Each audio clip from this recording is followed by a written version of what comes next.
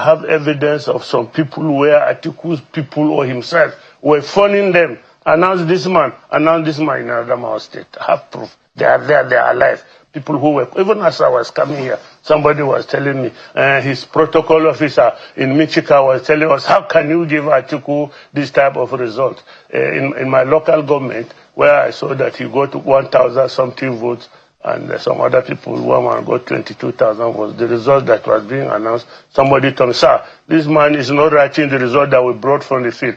I phoned him, my friend, why are you changing the result? He says, sir, how can you disgrace Atiku in his own state? This is our leader. All those things. So why don't disgrace yourself by asking me for proof of something that is in abundance? You accuse the ADC primary process of being rigged in favor of Atiku Abubakar. What exact evidence would you say you have? Names, figures, document, delegates, or payment trail beyond political suspicion? I have evidence. I was on the field. Don't forget that I monitored the Congresses, primaries everywhere. I was the national vice chairman for Northeast, so that position allows me to monitor what was going on. And I have my evidences, of course. Whatever Atiku people tell you, a thief will not tell you that he's a thief. So that's it. They are not lies. They are the ones lying by trying to deny what they did. They know what they did, Sean. I mean, we're all human beings. They know what At what point did you discover that the election, it was being rigged? At the point it was being done. At the point the results were being declared, and at the point new results were being altered. At which point? So there are different stages during the primaries? No, there are no different stages. The election primary is a process.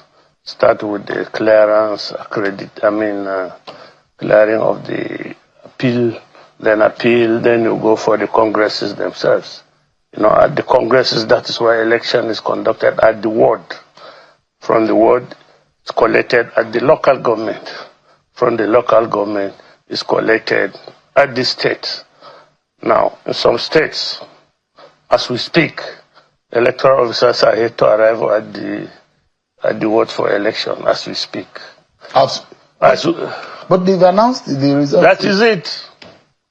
Up to today? As we speak, some electoral officers in some states are here. Like which state is that? Even Adamawa. They have not taken. Even Borno. They've not transmitted the result to the. They have not gone there to conduct the primaries. Like in southern Borno, they have not gone there to conduct the primaries, but results have been announced. People, if it is something you can bring a crowd of those on the field to testify, I can bring them now. First of all, you must know that I was a very significant member of the party. I was the national vice chairman for the Northeast.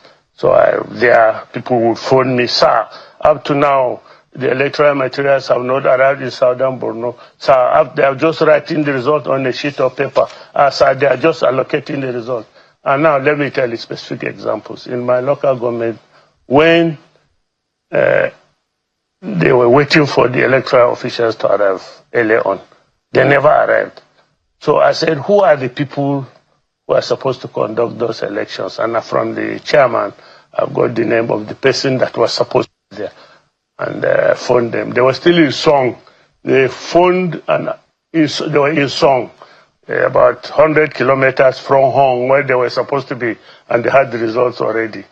So all these things. Don't tell me. If I can line up thousands of people who will come here and tell you that we were waiting till midnight and the electoral officers didn't come.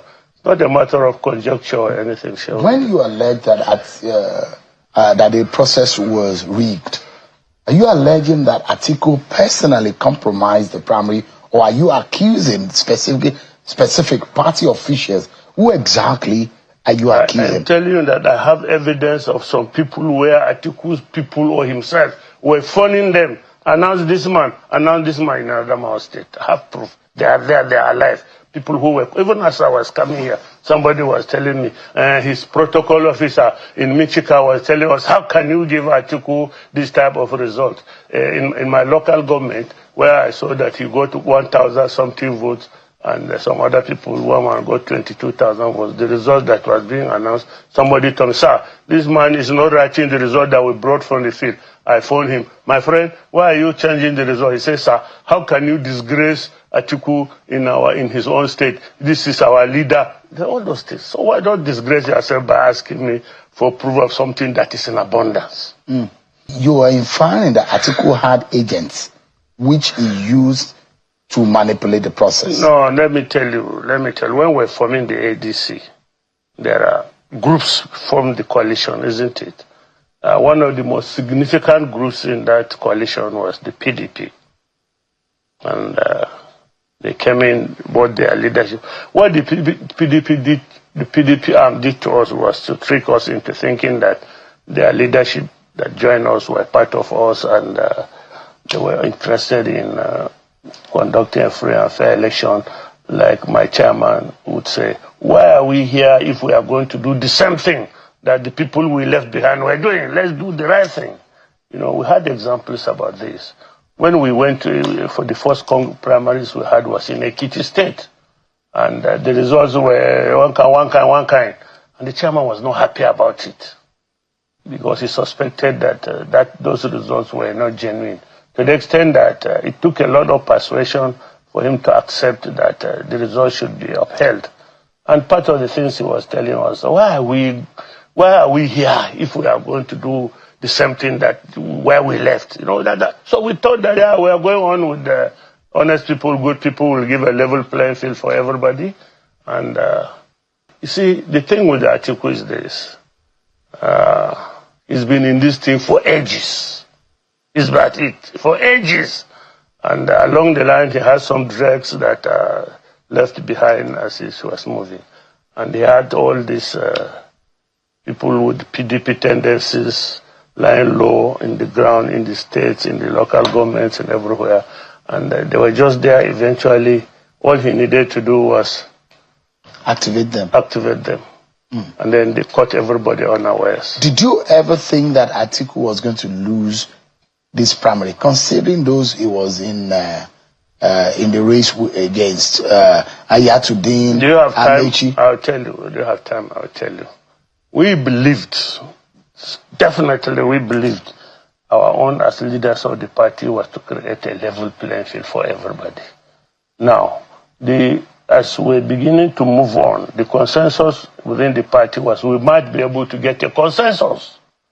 We had studies, you know, all manner of studies that indicated the strength and weaknesses of the people that were intending to be presidential candidates on our platform. We had that. And some of those, majority of those studies will tell you, for example, that yes, Atiku has name recognition, but it does not translate into votes. That's 1, 2, 3 that I've seen, that I have them on my phone. When you have time, you care to see it. Independent studies and so on. But all we needed was to create a level playing field, not about who will win. Now, I tell you, somebody like Rotimi Amechi was very confident, extremely confident, that if we are going to go to primary elections, he would win. Everybody around him was extremely confident that Amechi would win. And as for me, somebody like me that has been in this process for years too, I was watching the indices to see where his confidence was coming from. And you could see among all the 3 candidates, he was the one that was moving around, that was working hard to see that he got the ticket. And every now and then, to validate what he was saying, we would ask our people on the ground, this Amechi, do you know him? Yes, sir. Amechi was here yesterday. He spoke to this man, he spoke to that one, spoke to them. He was there. So he was confident he was going to win it.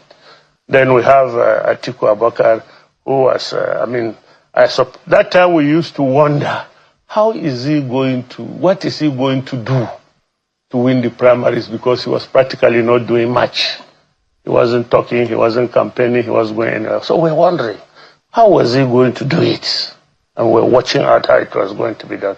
And Hayati didn't come in very late, he just came in towards the towards the tail end of the process, suddenly he was there in our party, he was attending meetings, he was that, he was that. So that's how we rated them. But of course, it's not for us to judge. Every one of them had confidence that he was going to win. And as party leaders were satisfied that.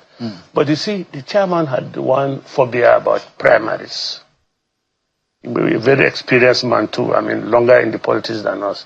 He would say, you cannot guarantee primaries because he will be here in Abuja and he cannot guarantee what is happening in Gembu or what is happening in Lela, in Sokoto, because he cannot guarantee. Because first of all, there was this realization that ADC didn't have the capacity to organize direct primaries. It was a mini national election. Difference between the logistics for that election and the logistics for INEC is that INEC goes to the polling units, whereas that of political parties stops at the ward. But even then, I think 8,804 wards were highly unlikely to get the finances to do it, were highly unlikely to have the manpower to go supervise. We are not in a position to get the police, the military, the DSS to supervise, to make sure system is safe, system is secure. We realize this. So the best option would have been a consensus in which the candidates will sit down together and come to an agreement as to, okay, this is the man to do. And we're praying for that. Some of us, activists sort of within the party, were working on it, trying to see that this consensus was obtained. The national chairman, of course, made it his priority to get a consensus. And when about 4 or 5 days, or less than a week to the primaries, to the end of the process, the timeline, it was clear they were not going to agree to a consensus because they will agree, we agree with consensus provided it's me, which means there's no consensus. So eventually, now reluctant say, well, that means we have to go to primaries that were ill-prepared. But in all of this, there are those who say there is just a handful of people who understand how to win primaries more than Atiku Abubakar. There are those who say from the beginning, no matter who enters into the race, Atiku was going to defeat them. Atiku has never done primaries. Atiku does convention. Atiku has never done primaries. But those are, it's called a primary too. No. You go to the primary with the delegates. Because it was an indirect primary. So. Yes, indirect. Primaries with delegate system. He has never gone to direct primaries, so to say. So you think he's not popular enough to be able to win in a direct primary? That's your thought? Let him, the thing is, look, if he's popular, allow this process to work. Nigeria will be worse under Atiku. Extremely You don't worse. think Atiku has a capacity? He has nothing. Absolutely nothing. Instead of addressing the issue of his ignominious role in presiding over a scam in which he allegedly extorted money to deliver the presidential ticket, but failed because those charged with the responsibility of conducting the election stopped him in the tracks, Babachir Lawal has resorted to personal attacks against Atiku Abubakar. Yes. What do we expect people that are dishonest, deceptive, without character or without... Well, they say things like that. They concoct things like that. They are shameless. They can concoct it and say it. To them, that is politics. Diversionary. Go ahead. When Deborah Samuel was brutally murdered in Sokoto, Atiku issued a press release condemning the action. The following day, he withdrew it and apologized and said it was his pressman that issued it without his approval. Let me give you instances where Atiku has spoken. Atiku condemned the rising terror attacks, called for urgent action. This was early this year. Atiku condemned rising insecurity in Nigeria, urges urgent attention. Atiku condemns the rising attack, urged federal government's urgent action on insecurity in the northeast. Atiku condemned terror attacks from Borno. Just stop there. And there are long lists that have been published in the media. Just stop there. I said Atiku condemns, in general terms, the rising terrorism in Nigeria. Atiku has not condemned that Turji stopped about 27 Hausa people in a bus and burnt them to life. Atiku did not condemn that. What are you saying exactly? I'm saying what are you alleging? You can politicize issues and make general statements that I condemn terrorism because you want to put the government on the spot, but you don't condemn the real action and the actors. What would you have loved Atiku to say? I would have expected Atiku, for example, to say we condemn what Turji is doing, or we condemn where the headsmen call them headsmen. Why do you think he could be hiding from condemning Turji or any of the bandits? After this, I'll take it to Atiku so he gives the appointment. I don't need that. You need it. When you see it, you sound more... I'm just asking you a question. And when the Atiku people came, I asked them... That's not condemnation. What are you inferring? Are you saying that Atiku is supporting terrorism or supporting bandits or what? What I'm saying, my brother, is that they are trying to put the government on the spot and politicizing terrorism. Government is not doing enough. Government is not doing it. It's not the same thing as when 200 people were kidnapped and taken into the bush and then they killed some of them. It's not enough. It's not enough that he's not... I've never heard him, for example, condemn, except me, when imams go on the television and threaten that if you say anything against Prophet Muhammad, we'll go after you and kill you. I've not heard him condemn that. I've not heard him condemn like the ones that happened in Ibadan recently. He just kept quiet about it until the thing that then he will say, government is not doing much about terrorism. This is not the politics. What exactly are you saying here? What I'm saying is that he has no sympathy for the action and for the victims. What he has is sympathy for the politics of it. Your Kachala remarks. By the way, what's Kachala? Kachala is the etymology of the word Kachala. It comes a Kanuri word for leaders, commanders, leaders, and things. Just go and check it, right? Before you come here, I should have said. Of course, I do know what I just wanted to explain because that remark has been criticized as something that has created a lot of ethnically charged. And if you look back, Mr. Lawal, do you accept that language looks like an ethnic profiling of an entire ethnic group in this country? Am I the first person to call it Fulani bandits? Am I the first person? But is it a right thing to say? But have you heard it from me? Now, when you say things like this, when they came after me that I was ethnic profiling Fulanis, I said, well, if by attacking Atiku, by telling Nigerians that Atiku will be a disastrous president, amounts to attacking Fulani, so be it. I've no problem. It's their own, it's their connotation, it's their interpretation. Why do your people see you as a betrayal? You're an Adamawa man. Atiku is an Adamawa man. And you are calling. Why are you demarketing Atiku Abubakar? Because that's what your people How am I betraying? You are bringing your own man down. Adamawa people are saying you have betrayed them. You are bringing your own. So Nigeria is now all about tribalism. It's all about tribe. It doesn't matter what I suffer at the hands of somebody from Adamawa. It doesn't matter when I'm scared that a charlatan from Adamawa will end up with the powers of this country. How would you refer to Atiku as a charlatan? My friend. A former vice president. It's by what? He didn't win the election. He was appointed just like I was appointed SGF. The man who won the primaries, took him as a vice president. The man won his election. He won the governorship election before he was taken as a vice president. He won the governorship election when they rigged out by Bola Tinubu. You are not Adamawa man. Don't go into history. You don't know. That's the problem, you see. But that's a fact. You see from here, from that's a fact. That's a fact. That from where? Why are you being more factual? Was he announced as a winner or not in Adamawa at that election? But I know that what happened there. The guy has been at it all his life. An election rigger. What is the problem? That's what you think he is. He did that Bola Tinubu for that election. That's been all. We are Adamawa indigenous. We know ourselves. But those who say Atiku was a very good vice president. Do you disagree? When Obasanjo gave him the authority to practically run the government, how did it end up? They ended up as friends, Abi. Isn't this some kind of hypocrisy, as some of your people have described it? You served under President Muhammadu Buhari, a Fulani man, as SGF. Yes. How do you reconcile now that you don't think that a Fulani man is fit enough? This Fulani man, not a Fulani man. This Fulani man. This particular one. What did Atiku do to you? Is this personal?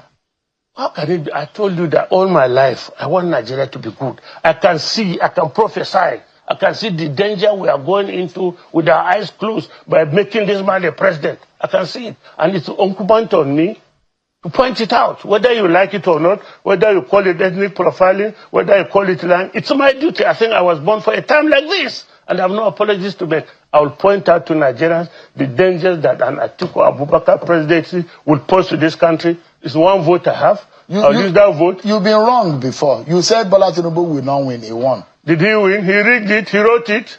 Why are you sitting here and say Bola Tinubu won the election? But he was declared a winner. Because INEC said he won. Declaring somebody the court in the first place said he won. Supreme Court said he won. I'm talking English grammar. I'm talking facts. No. Let's talk English grammar. You won means you won. You are declared is a different thing.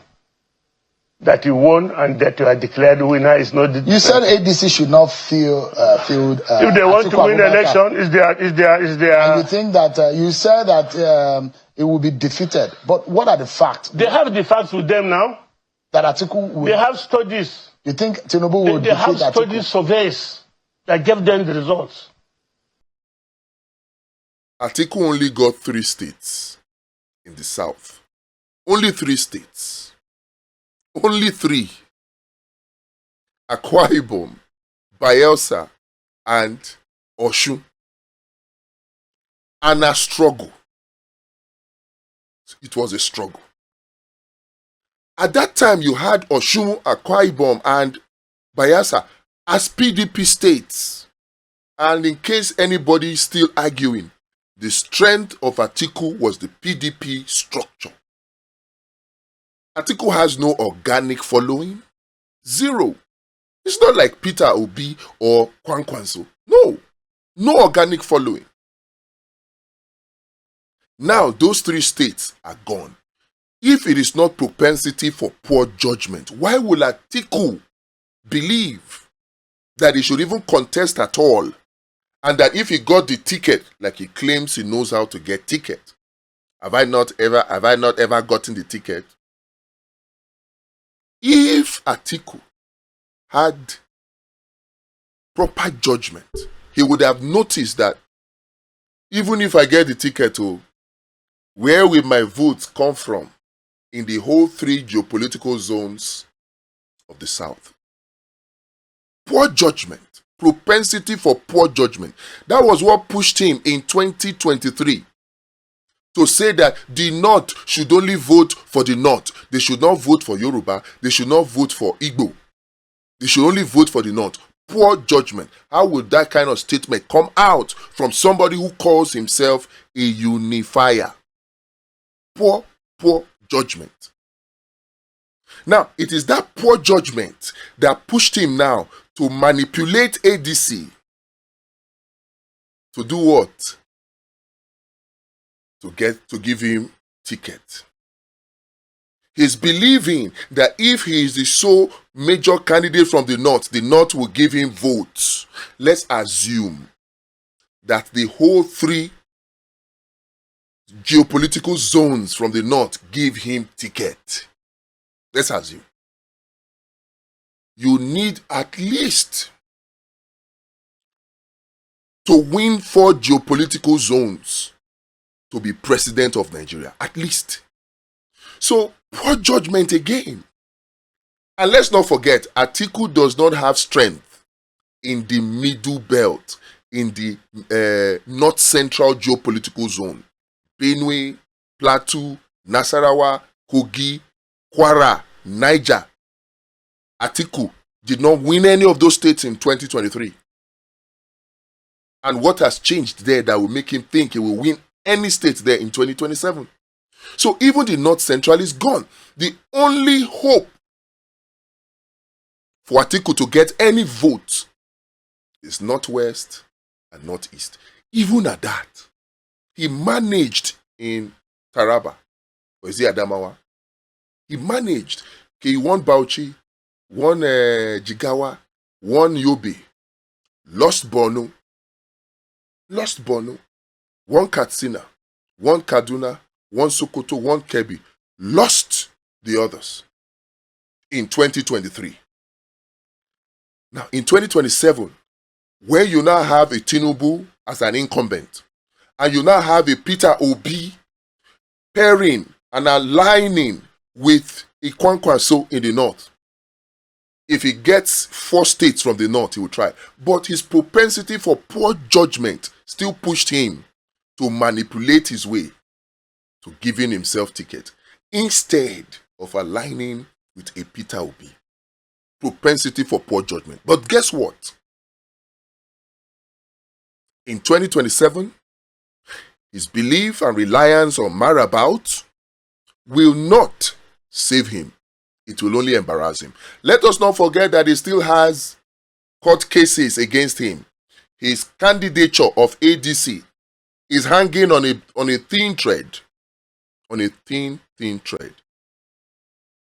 Now, Babachir Lawal has fired him.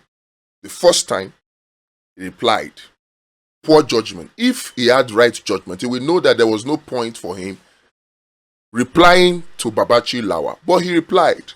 Now Babachir Lawal has fired him a second time. And what do we take? What can we take from the second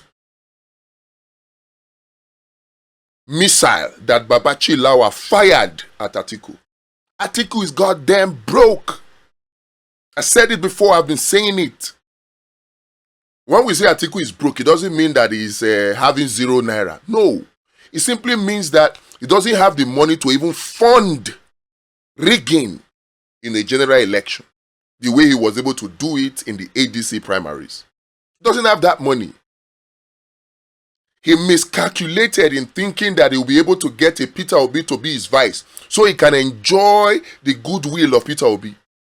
Because he knows now that he cannot get an oil-rich state to give him a governor that he will use as vice president so he can have access to the funds of the oil-rich state, like he did with Okowa in 2023.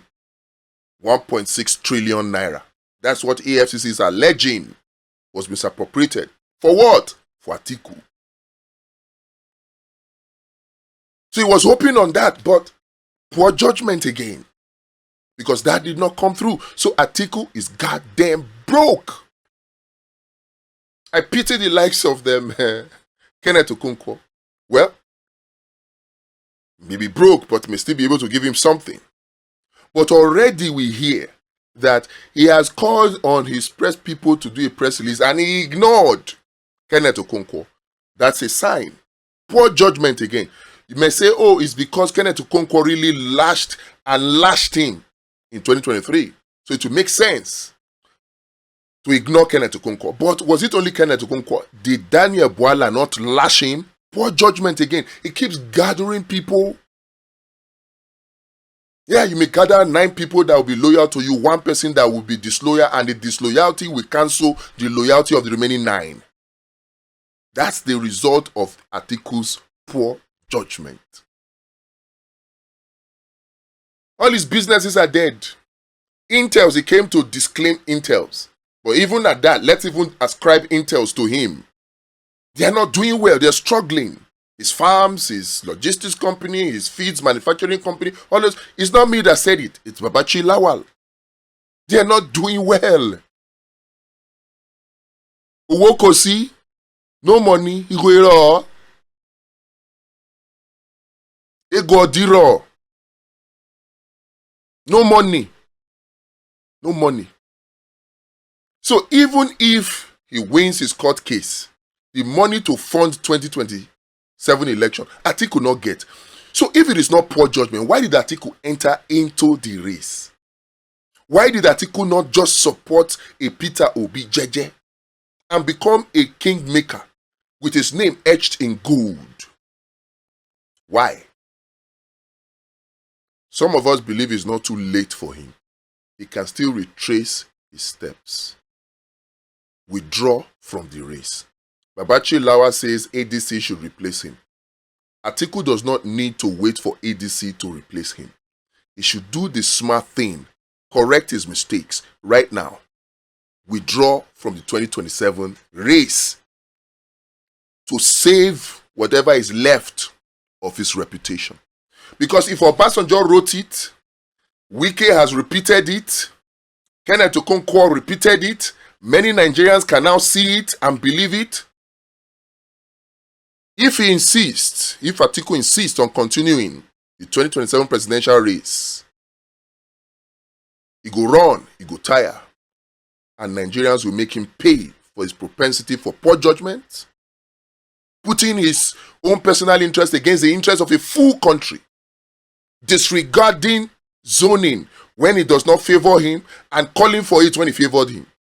The same Atiku that was shouting zone is zone in 2011, shouting zone is zone in 2015, 2019, came and said no, zoning is not it in 2023, and is repeating it again in 2027.